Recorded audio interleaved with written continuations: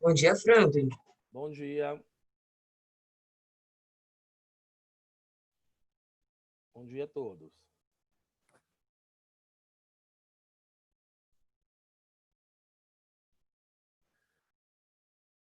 Bom dia, nono ano.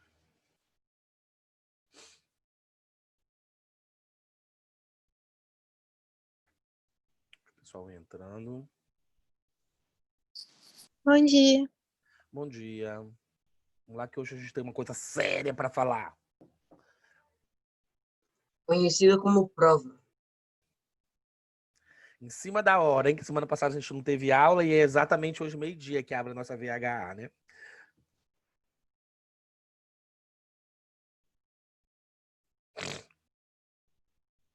Fala, Gabriel.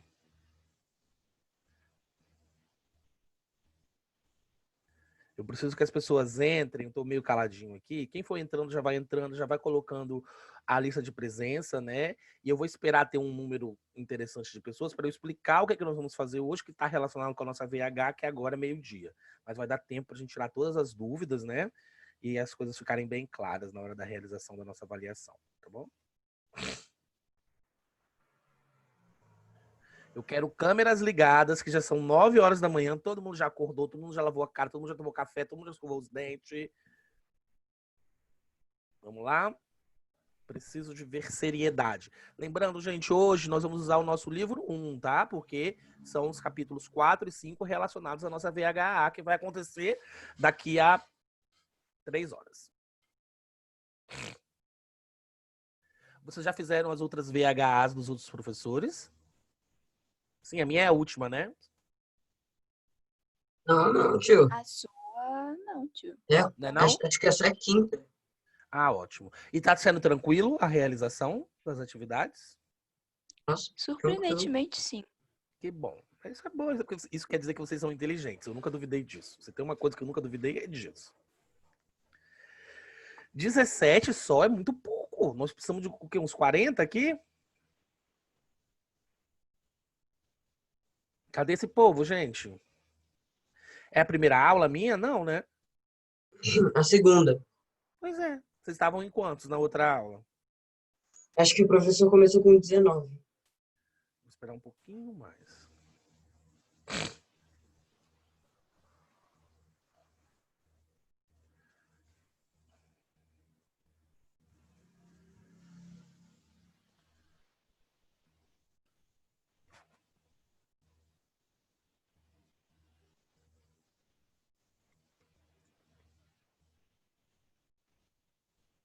Gente, cadê o povo? Deixa eu chamar lá no grupo.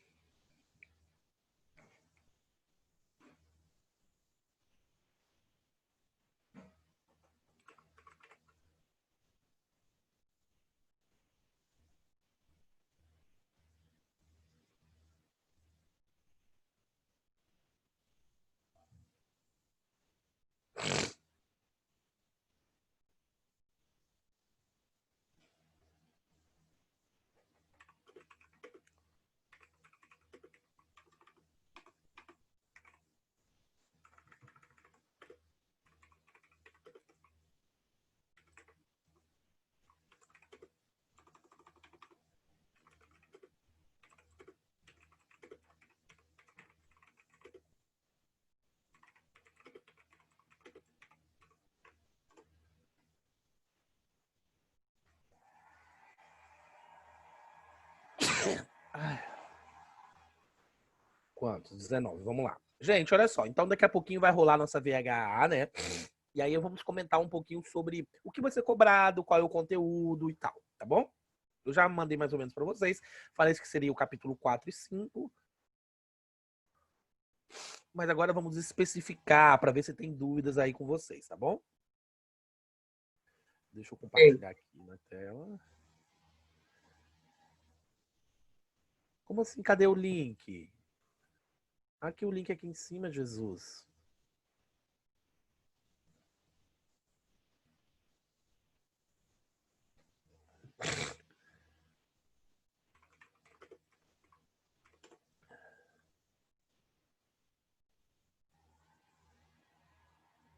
pessoal tá perguntando cadê o link. Tava na cara lá do povo.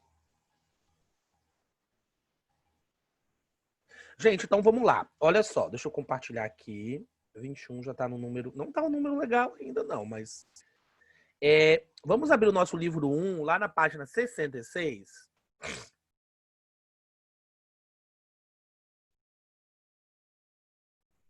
Livro 1, página 66.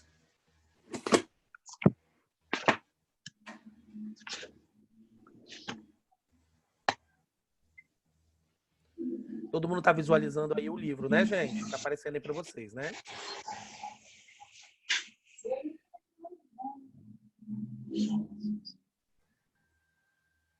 Gente, olha só. Então, um dos conteúdos do nosso VHA, que vai estar falando sobre a questão da borracha, do capítulo 4...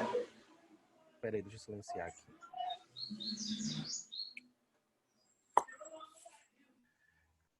Vocês estão me ouvindo bem, né? Então, olha só. Um dos conteúdos que vai estar realizando agora na nossa VH de meio-dia, né, que vai acontecer, vai estar aqui presente no capítulo 4 da página 66, como eu falei aí para vocês, né?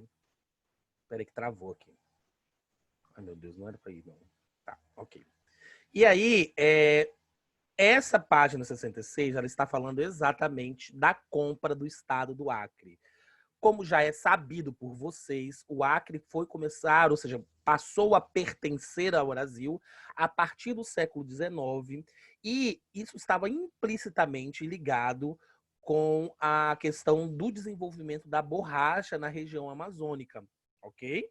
Então, primeira coisa aqui que nós temos aqui, uma imagem que mostra a comitiva do Brasil e da Bolívia que participaram do conhecido Tratado de Petrópolis, que recebe esse nome porque foi assinado na cidade de Petrópolis, no Rio de Janeiro, ok? Nós vemos ali alguns dos principais políticos da época, né? E mostra exatamente eles presentes ali na cidade de Petrópolis, logo após a assinatura desse tratado. O que foi estabelecido pelo Tratado de Petrópolis, gente?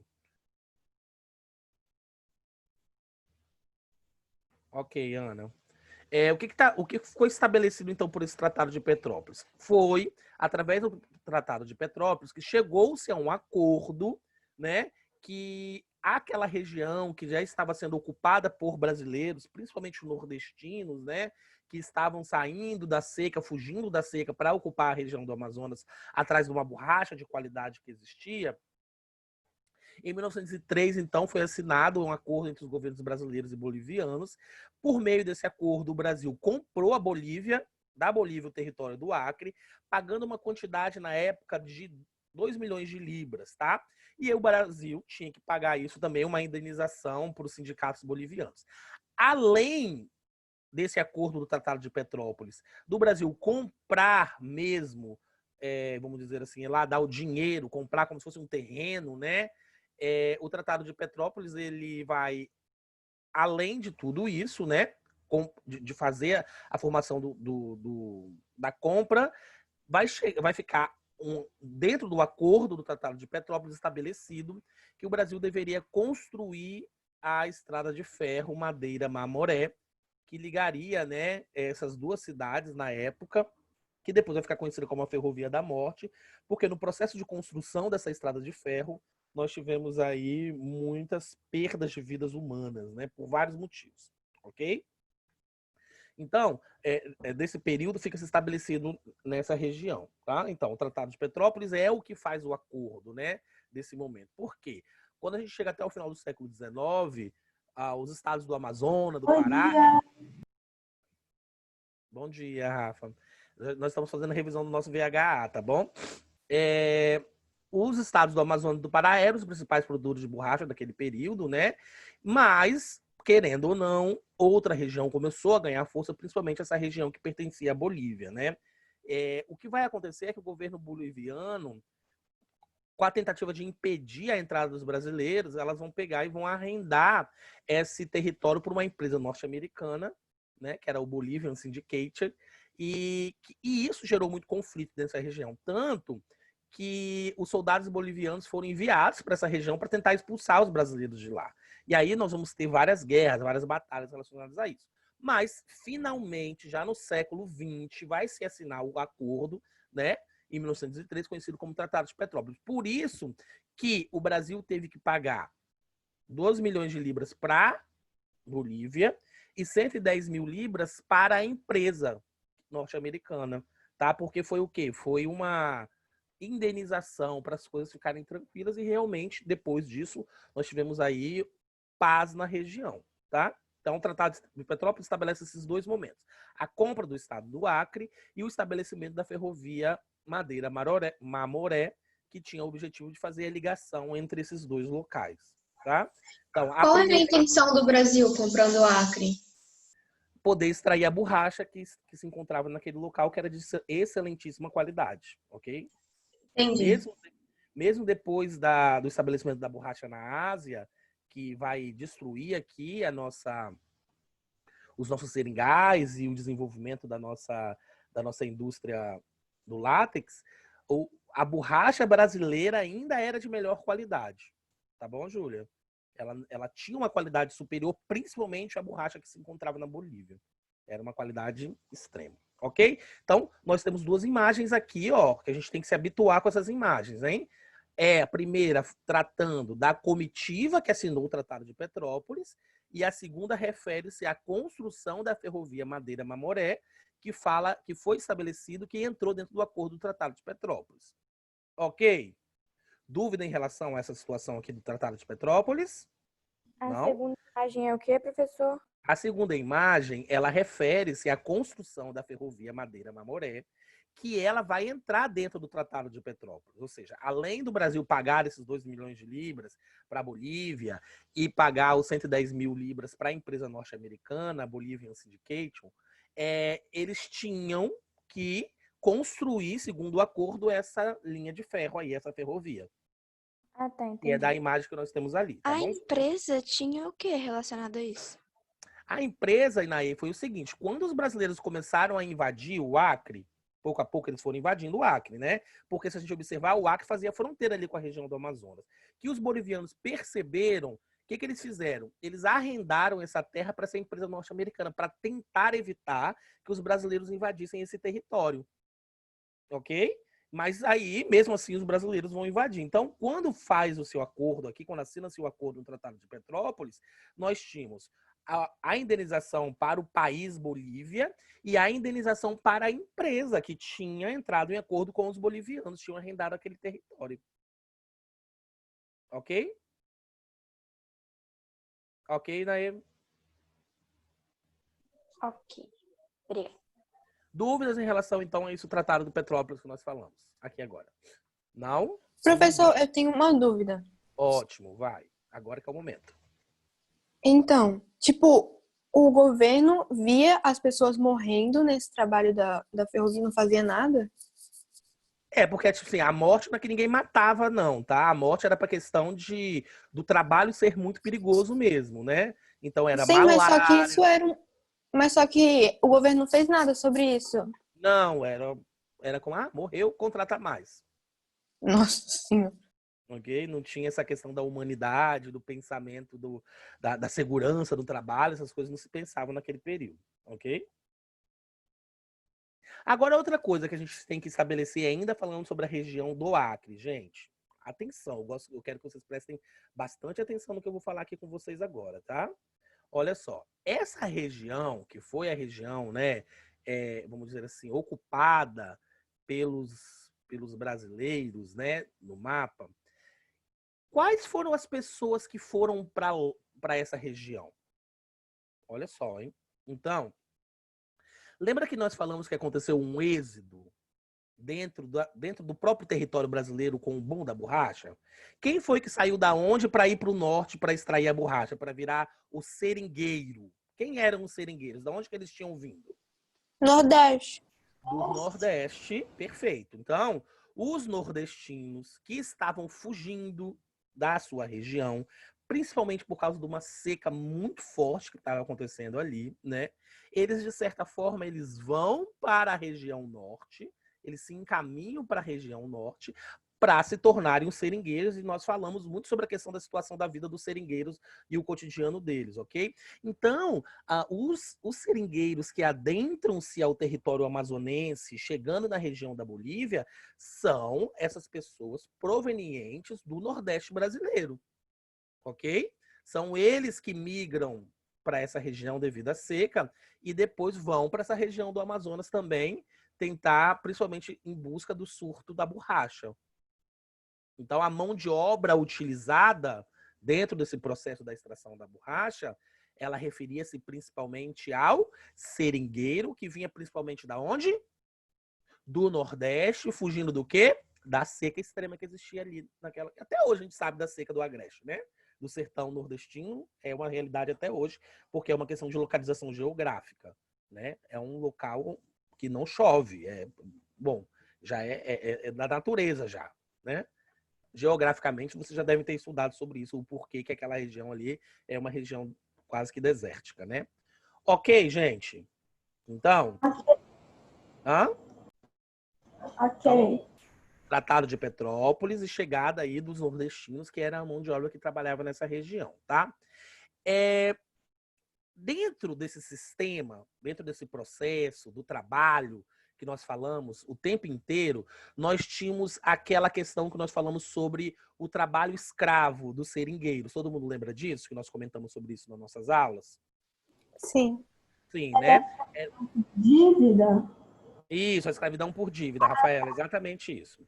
Então, esse sistema recebe o nome em alguns locais de sistema de aviamento, que é a utilização de um fornecimento de mercadorias em troca do trabalho, né? Então, como que funcionava esse sistema de aviamento que a gente fala aqui? É o nome que se dá a essa troca dos produtos aí nessa região, tá?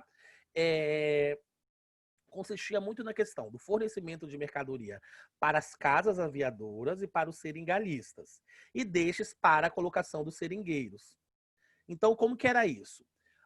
Os seringalistas, que eram o dono dos locais, que eram o dono dos espaços, eles compravam isso, né, das casas aviadoras, que eram as empresas, né, que vendiam os produtos. Quais eram os produtos que precisavam? O balde para recolher a borracha, a faca, o alimento para o seringueiro, tudo aquilo que era necessário para o trabalho do seringueiro no seu dia a dia, que vendia-se naquelas tendinhas ali no meio, ali onde o seringalista tinha contato com o seringueiro. Ok? Vocês não estão confundindo seringalista com seringueiro, não, né? Todo mundo sabe a diferença de seringalista para seringueiro, né? O seringalista é o dono do seringal. O seringueiro é aquele que extrai a borracha, ok? Então, nesse processo, nesse contato, que nós chamamos aí de sistema de aviamento, como que se dava isso? Nós tínhamos, então, 3 relações aqui. No meio dessa relação, nós tínhamos o seringalista, ok? O seringalista recebia o produto dessa casa de aviamento e repassava esse produto para o seringueiro, para que ele pudesse trabalhar. E como que o seringalista pagava isso para a casa de aviamento, gente? Usando a própria borracha. Ok? Essas trocas todas, então, se davam através da própria produção da borracha.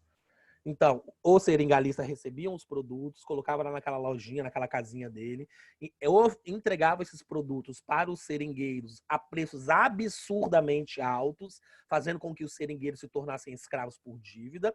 E no retorno dessa compra, dessa troca, tudo isso se dava-se principalmente através do pagamento da própria borracha. Ok? Esse é o sistema de aviamento que nós falamos ali dentro do trabalho do cotidiano desse ciclo da borracha. Tá bom? Dúvida? Oi. As seringueiras era tipo, elas eram todas afastadas, né? Sim. Por que eles não tiveram a ideia de, sei lá, fazer uma muda e plantar ao invés de ficar... Porque, de certa forma, o que eles entendiam ali naquele momento é que aquilo era um processo de extrativismo, não era um processo de agropecuária.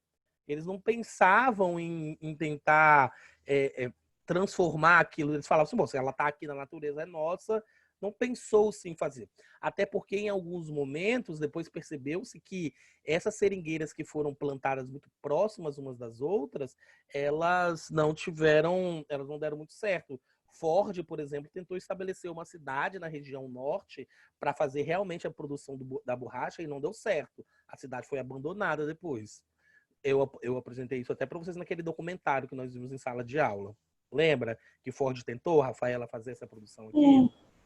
Mas deu errado, tá? Puxa vida. Tranquilo o sistema do aviamento, então, gente? Sim. Sim. Tá, ó, outra coisa que é interessante, deixa eu voltar aqui. Né, o sistema do aviamento, nós estamos falando aqui, principalmente na página 64, tá? Que era a vida dos seringueiros, né? Aqui nós temos o armazém do seringalista, né? Representando aqui na página 64. Tá aqui. Isso aqui que eu quero mostrar para vocês. Isso aqui. Na página 63 e 64, ainda falamos sobre a questão das consequências relacionadas à chegada da borracha na região norte. Do que eu estou querendo dizer, gente? Qual foi a principal consequência da extração da borracha? Nós estamos falando assim em relação à sociedade do norte. Qual foi a principal mudança que aconteceu dentro das cidades, das capitais na época, Manaus e Belém, relacionado à extração da borracha? O que aconteceu com as cidades? A reforma das cidades? Hã? Reformaram as cidades, deixaram tudo muito bonito, muito rico. Tudo muito rico, porque houve o quê, gente, com a extração da borracha? A elite enriqueceu. Houve um enriquecimento, então houve um desenvolvimento econômico. Ok, gente? Houve um desenvolvimento econômico. Então, qual foi a principal consequência da chegada da borracha nessa região? Foi o próprio desenvolvimento econômico. Então, nós vamos ter ali reformas estruturais urbanísticas naquele período. Nós estávamos no processo do início da República Brasileira ainda, então transmitia-se a ideia de que olha como a República é rica, olha como a República é desenvolvida. Então, reformou-se ruas, estradas, estabeleceu-se bondes, gente. Bondes que na época aquilo era tipo assim, era o auge do desenvolvimento moderno econômico. O Okay? professor, foi só a elite que enriqueceu? Só a elite, tá? Mas a cidade se reestruturou para a vivência dessa elite. Ok? Então, nós vamos ter, por exemplo, nós vamos observar em Manaus, naquele período, o desenvolvimento do transporte urbano com bondes, que eram algo, por exemplo, que é algo específico da Europa. A presença desses transportes públicos, que era algo muito caro, que era algo que não se estabelecia em qualquer lugar. Então, nós vamos ter, em decorrência da borracha, um desenvolvimento econômico muito grande nas cidades, principalmente nas capitais do norte brasileiro, que se dedicavam à extração do látex naquele período. Ok? Mandaram uma pergunta aqui, deixa eu ver. Ah, não, foi Larissa Presente. Então, retomando, 4 pontos que nós falamos aqui do nosso capítulo sobre a borracha. Primeiro dele, o Tratado de Petrópolis, que foi a compra do Acre, e principalmente ali, quais foram os acordos que foram estabelecidos por esse Tratado de Petrópolis. Depois, no segundo momento, falamos sobre quais foram as pessoas que foram trabalhar na região do Amazonas, na região do Acre, principalmente os nordestinos, né, que estavam fugindo da seca muito grande da região do Agreste brasileiro. Nós vamos falamos também sobre o desenvolvimento econômico, que vai ser uma das consequências do extrativismo do látex na região norte brasileira, e a questão do contato e como se estabeleciam a troca dos produtos e das mercadorias entre as casas de aviamento, os seringalistas e os seringueiros, como se dava esse processo. Ok? Esses 4 pontos, gente? Então, esse é o conteúdo vamos dizer, do capítulo 4, tá? Sobre a questão da extração da borracha. Posso passar, então, para o 5? Vamos lá. Deixa eu ver aqui que alguém escreveu alguma coisa aqui. Deixa eu ver se são dúvidas que surgiram. Foi só presente. Qual é, né? Peraí. Mandei agora. Tá bom, Davi. Se você tá me ouvindo, já tá bom já. Deixa eu passar aqui. Então, vamos agora, gente, lá pro nosso capítulo 5, ver... Olha só, gente, prestem atenção. Na nossa VHA, não tem nada decoreba, nada... É tudo relacionado ao contexto mesmo. Entendendo o contexto, a gente consegue responder, tá bom? Não vai ter perguntando o nome de ninguém, data de ninguém, nada disso. Ok? É só o conteúdo específico mesmo, tá? Então, nós vamos falar agora sobre... Ai, meu Deus, peraí. Então, tá aparecendo o livro aí para vocês ainda? Sim, né? Deixa eu passar aqui lá para o próximo capítulo.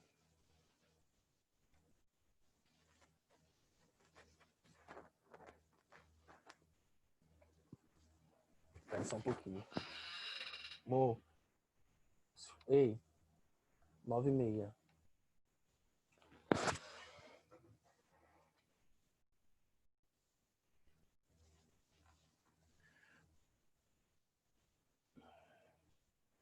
Vamos lá, gente. Página 75 do nosso livro 1.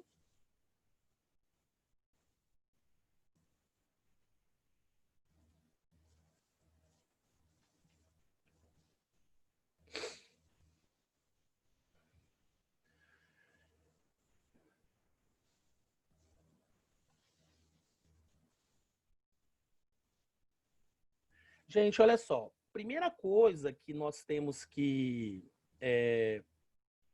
Primeiro conteúdo, vamos dizer assim, que nós vamos ter que tem que ser sabido para a realização da nossa VHA é em relação ao motivo principal do início da própria Primeira Guerra Mundial. Ok, gente? Então, nós tivemos vários motivos secundários. Os movimentos nacionalistas, né? O estabelecimento, de certa forma, nós falamos lá da morte de Francisco Ferdinando, né? Nós vamos ter, de certa forma, vários micros motivos, mas nós temos um motivo que é o principal para o estabelecimento da Primeira Guerra Mundial. Alguém lembra? As lutas pelo território? Perfeito. Exatamente isso, tá? Então, o motivo principal, né, para o estabelecimento da Primeira Guerra Mundial é o próprio estabelecimento do imperialismo que dividiu os continentes europeus e asiáticos entre os próprios europeus, ok? Então, esse movimento imperialista, ou esse processo histórico da divisão, né, vai contribuir para a eclosão da Primeira Guerra Mundial, porque, de certa forma, o imperialismo, a divisão dos territórios, vai acirrar as disputas territoriais. Então, gente, o principal motivo, além de termos vários motivos pequenininhos, vai ser o quê? Disputas territoriais provocadas pelo imperialismo, que era esse processo da gente dominar, de estabelecer, a gente não, né? Os países daquele período. Eu sempre gosto de falar na primeira pessoa, mas assim, é esse processo da disputa por territórios econômicos, por territórios de exploração de matéria-prima, por territórios de estabelecimento de venda do material industrializado, tudo isso influenciado já pelo estabelecimento do imperialismo, que já estava se construindo desde o século XIX. Ok? E vai se estabelecer de fato no século XX. Então, motivo principal da Primeira Guerra Mundial, o imperialismo, que vai motivar principalmente o quê? Disputas territoriais. Alguém tem dúvida em relação à relação do imperialismo com as disputas territoriais fazendo surgir a Primeira Guerra Mundial? Alguém não entende essa ligação? Então, as disputas territoriais é o principal, tá bom, gente? Outra coisa que vai acontecer aqui nesse período, deixa eu achar aqui.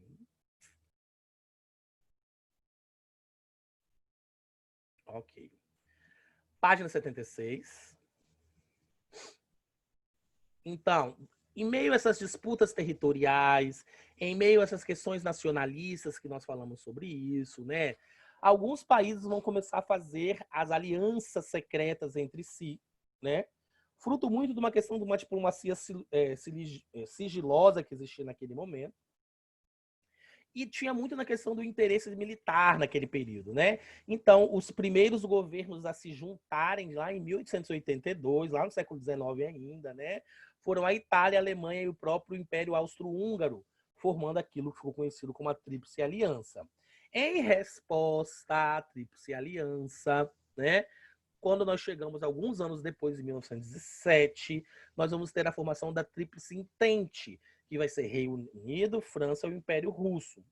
Mas, dentro desse momento todo, quando se estabelecem as duas alianças, começa a acontecer o acirramento nos gastos com armamento muito grande naquele período. Tá? Eles começam a investir muito durante esse finalzinho do século XIX e início do século XX. Essas próprias alianças, elas começam a investir massivamente em material para a própria guerra, para o estabelecimento das guerras e das batalhas, ok? Como que se deu o nome desse processo de investimento no armamento? Alguém lembra? Paz Armada? Paz Armada, ok? Então, as alianças, o estabelecimento da aliança vai fazer com que ocorra um corre-corre, vamos dizer assim, entre os países europeus daquele período, para que eles pudessem se armar, já entendendo que uma guerra seria iminente. Então, eles estavam em paz, mas em uma paz de produção de armamento para uma guerra que parecia eminente já. Todo mundo já entendia que era necessário que acontecesse. Ninguém tinha consciência das consequências dessa guerra, mas todo mundo já entendia que era algo necessário. Dúvidas em relação à paz armada?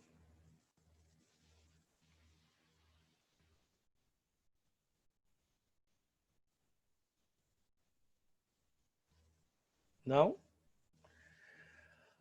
Deixa eu ver aqui. Uma coisa aqui que eu acho que a gente consegue observar. Deixa eu buscar uma imagem aqui. Espera aí.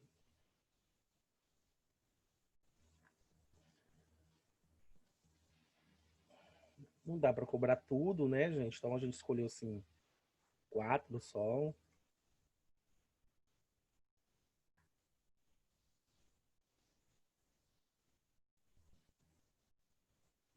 Achamos uma imagem aqui.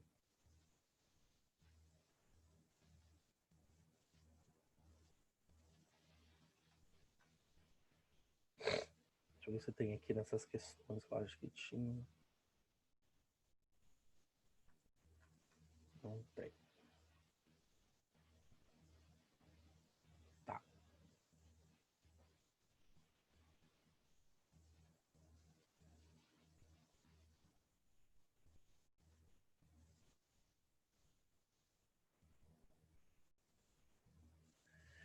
E, por último, não menos importante, nós vamos falar sobre o Tratado de Versalhes, tá bom, gente? Então, nós temos aí a questão do imperialismo, a disputa por território, a insatisfação na divisão desses territórios, não é verdade? E aí, nós vamos falar, então, um pouco sobre o Tratado de Versalhes, tá? Que tá aqui na página... Deixa eu achar aqui, finalzinho...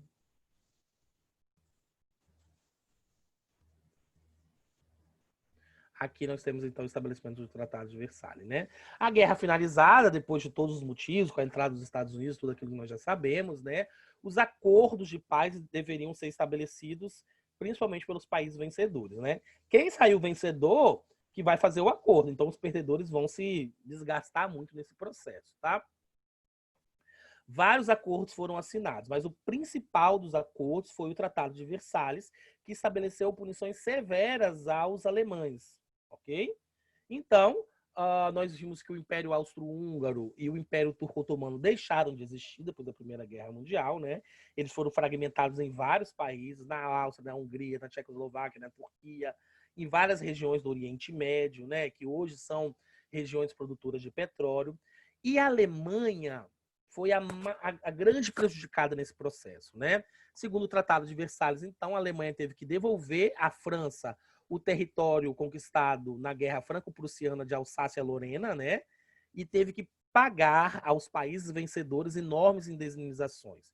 E ainda ficou proibida de manter qualquer relação com produções de armamento, sejam eles aviões militares, canhões, submarinos ou qualquer coisa, ok? Então, o Tratado de Versalhes vai desgastar muito o povo alemão, vai fazer um desgaste muito grande dentro da população alemã como um todo, ok?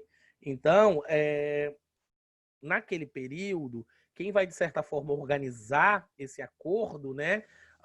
O Wilson, que era o presidente norte-americano, ele tentou, de certa forma, formar um acordo de paz mais tranquilo, mas não foi isso que aconteceu, né? Os países vencedores, principalmente a França e a Inglaterra, foram implacáveis em relação aos seus tratados de paz, principalmente o Tratado de Versalhes, que foi assinado lá em 1919, quando acabou, né?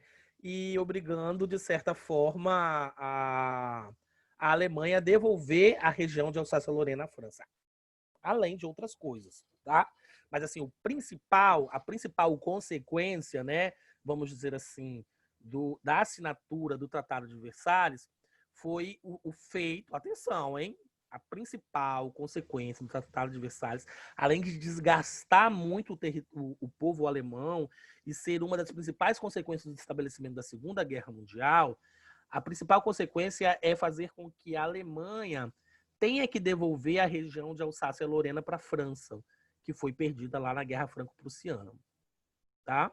Ou seja, isso desgastou muito, né, a região daquele período. O Tratado de Versalhes. E aí, além de tudo isso, aconteceu as outras coisas que nós falamos aqui, né? Mas o principal, com certeza, foi isso, né? Obrigado a pagar dívidas enormes. O presidente americano da época tentou formar um acordo mais tranquilo, mais pacífico, mas os franceses e os ingleses foram implacáveis com os alemães. E isso vai facilitar muito o desenvolvimento e estabelecimento, principalmente das teorias fascistas que vão acontecer no período entre guerras, que vai de 1919 até 1939. Então, quando a gente começa a perguntar, meu Deus, como é que o povo começou a aceitar essas ideias loucas de Hitler, Mussolini, como que foi isso? Exatamente por causa desse Tratado de Versalhes aqui, que foi implacável, incisivo em relação à população alemã daquele período. Ok, gente? Dúvidas em relação ao Tratado de Versalhes? Não. Ok. Deixa eu ver aqui quem está aqui online. Fazer minha chamada. Porque isso é importante. Melissa, tá aí? Tá. Só vi a mãozinha, adorei. Felipe, alguma dúvida? Não, professor, não. Daniel, alguma dúvida? Não. Ótimo. Bárbara, dúvida? Não. Luísa? Qual? As duas. Não. Não, também. Vitor? Oi, professor. Dúvida ainda que nós falamos da nossa revisão? Lógico que não. Entendi tudo. Ótimo. Caio, alguma dúvida? Não. Davi, dúvida? Oi, tá tudo de boa, professor. Gabriel e Maria Eduarda? Tranquilo, professor. Gabriel? O Gabriel, ele tá sem microfone, professor. Como assim? Ele não usa o telefone, não? Não, ele não tem como ele falar. Tá, Ana Vitória.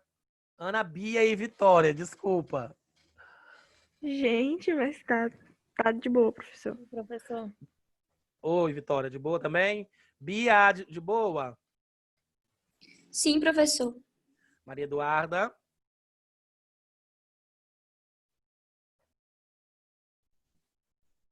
Maria Eduarda? Dalton, tudo de boa? Dalton?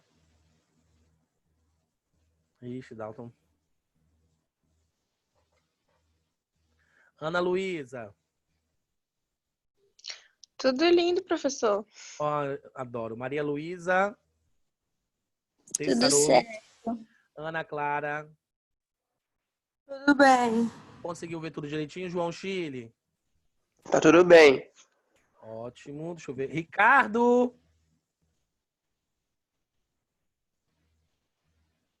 Ricardo! Vixe! Elissa, tudo certo? Tudo certo. Larissa, tudo certo? Sim. Letícia? Direto do Pontal, Letícia? Danilo? Danilo, tudo certo? Deixa eu ver se o Danilo acho que tá me mandando aqui mensagem aqui no bate-papo. Tudo certo. Pedro Cominotti. Pedro. Oi, professor. Oi, professor. Tudo certo? Tudo? Ótimo. Eu acho que só o Ricardo que tá com algum problema no som, por isso que ele não tá me respondendo. Mas depois eu vou ligar para ele para ver o que tá talvez não seja acontecendo.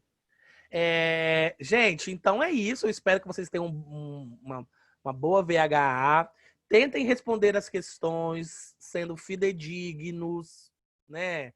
Levando a sério, no sentido de tentar responder com o conhecimento de vocês. Lembrem que a realização dessa atividade, ela não tem uma nota específica. O objetivo dela é tentar encontrar e a gente conseguir fazer uma avaliação do aprendizado, tá?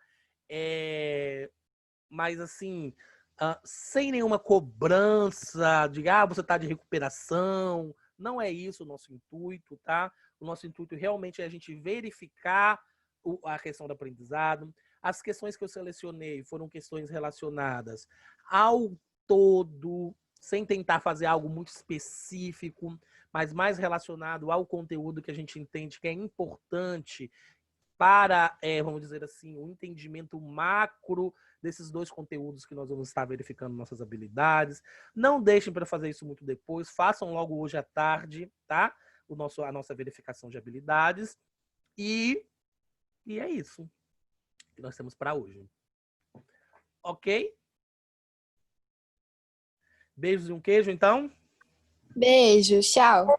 Abraço, bom final de semana e bom VHA para vocês, tá bom? Você também. Tchau, tchau. Tchau, tchau. Tamo junto, professor. Tchau. Bye.